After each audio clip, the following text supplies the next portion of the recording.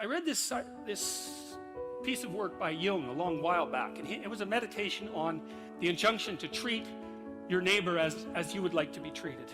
And what Jung pointed out, which I really liked, was that wasn't an injunction to be nice to other people. It was an invitation to reciprocity. It was something like this. It's like, you should figure out how you would like to be treated, like you were taking care of yourself. It's like, imagine you had a child that you really cared for, and someone said, well, people will treat this child exactly like you want them to, but you have to figure out what that is. How do you want your child to be treated? You don't want everyone just to be nice to him, you know. You want people to challenge him, and you want people to discipline him, and you want people to tell him when he's wrong. It's like, you don't just want everyone to be nice. That's pathetic. It's pathetic. There's no challenge in that. You want to treat other people like you would like to be treated. Well, then you have to figure out, how would you like to be treated? And while you'd like people to fawn all over you and just lay everything at your feet, it's like, no, that's not something you'd wish for someone that you were taking care of. Then there's an additional problem, which is it's often the case that people will treat other people better than they treat themselves. It's a bit of a meditation on why people don't like themselves very much. I think there's two reasons, really, and one is that we're fragile and damageable and imperfect in multiple dimensions all the time, and that often just gets worse. Lots of things get worse as you get old, for example. So it's not necessarily that easy for a self-conscious being who's extraordinarily aware of his or her own fragility, but not just fragility, foolishness and errors. Like, you know yourself better than anyone else knows you, and you might have a certain amount of dislike for someone you know because of something they did, but you know everything you did. Jesus, that's a drag, man. You know, you have to carry that along behind. It's like, really, I did that, you know?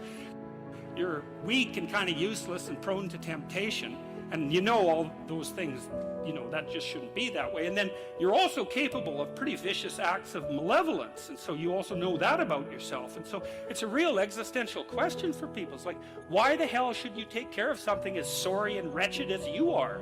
Despite the fact that you're not all that you could be, the proper attitude to have towards yourself is the attitude that you would have towards someone that you genuinely cared for, and that it's incumbent on you to act as if you genuinely care for yourself, just like you would act towards someone that you actually cared about, some other person. It's a reversal in some sense of the golden rule, right?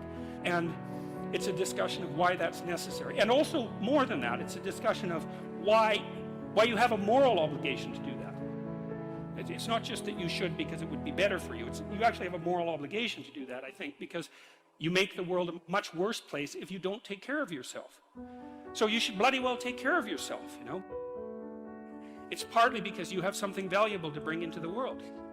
That's the thing about being an individual. It's the thing that Western civilization has always recognized, that as an individual, you have a light that you have to bring into the world, and that if you don't bring it into the world is a dimmer place, and that's a bad thing, because when the world is a dim place, it can get very, very, very dark.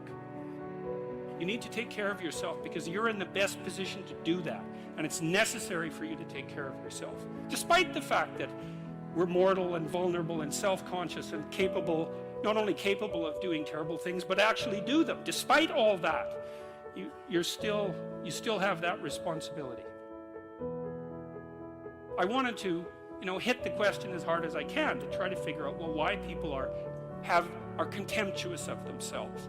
And there's plenty of reason, that's for sure, but the reasons do not justify the mistreatment of yourself. Make friends with people who want the best for you. And that's a meditation on my own childhood and adolescence to some degree. I had friends who wanted the best for me and friends who didn't. And like you have an ethical responsibility to take care of yourself, you have an ethical responsibility to surround yourself with people who have the courage and faith and wisdom to wish you well when you've done something good, and to stop you when you're doing something destructive. And if your friends aren't like that, then they're not your friends. Be careful about whom you share good news with. A friend is someone you can share good news with, You go to them and you say, hey, look, this good thing happened to me. And they say, look, I'm so happy that happened to you. Like, way to be. And they don't think, God damn it, why didn't that happen to me? And you didn't deserve it. Here's a bunch of reasons you're stupid and why it won't work. It's like, that's not helpful. You know what, the other thing people are doing if they're trying to drag you down, let's say, is they're trying to see if you'll put up with it. Because they have this idea that maybe life isn't worth living and things aren't good, and that if they can besmirch, let's say, to use an archaic term, something that's pristine and good, then they demonstrate to themselves that there is no true ideal and that there's no necessary reason to be responsible and to strive forward. There is inequality. What that means is there's always going to be people around that are better at something than you are. And that's a problem, because you can get jealous and you can get bitter and you can get resentful, and worse, you can get hopeless. You need an ideal because you have nothing to aim at, but an ideal is a judge, and you always fall short of the ideal. So how the hell can you have the benefits of having an ideal without having the crushing blow that goes along with having the judge that always regards you as insufficient? You need a goal, but we don't want to let your distance from the goal crush you. So you got to set up a goal, and then you got to break the goal down into parts so that you can move towards it, and you have a fairly high likelihood of doing it. So that's a bit of practical, I wouldn't say advice, because it's better than advice. It's some practical knowledge about how to go about achieving an aim. Set a high aim, but differentiate it down so you know what the next step is, and then make the next step difficult enough so you have to push yourself past where you are, but also provide yourself with a reasonable probability of success.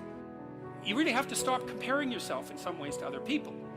And the reason for that is that the particularities of your life are so idiosyncratic that there isn't anyone really all that much like you, because the details of your life happen to matter.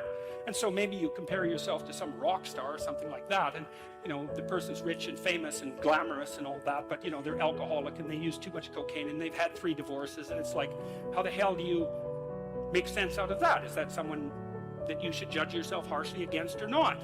The answer is you don't know, because you don't know all the details of their lives. And who do you know that you can compare yourself to? That's easy. You. Yesterday. Compare yourself to who you were yesterday, not to who someone else is today. So here's a good goal. It's something like, well, aim high, but use as your control yourself. So your goal is to make today some tiny increment better than yesterday. And you can use better, you can define better yourself. This doesn't have to be some imposition of external morality. You know where you're weak and insufficient, where you could improve. Think, okay, well, this is what I'm like yesterday. If I did this little thing, things would be just an increment better. That's a great thing, because you get the ball rolling, and incremental improvement is unstoppable. You can actually implement it, and it starts to generate Pareto distribution-like consequences. It starts to compound. Then you have your goal, and then you think, well, I need to move towards that incrementally, because I'm kind of useless and can only do so much, and maybe not even that. But all I have to do is be a little bit better than my miserable self yesterday. To listen to your resentment is one of the best things you can possibly do. You have to admit that it exists first, and then you have to admit to the fantasies that it's generating, and you have to admit to what you would regard as the way out of it. So that's all very difficult, because it means learning things about yourself that you probably don't want to learn.